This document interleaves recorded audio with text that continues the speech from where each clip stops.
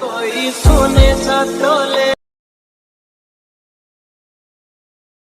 लेके चांदी का है छुरा। अगर तुम लोग नए हो तो सब्सक्राइब करो, वो जो लाल वाला बटन है उसके साथ स्कैम करो या फिर महफिल जमाओ, मुझे नहीं पता, बस क्लिक हो जाना चाहिए।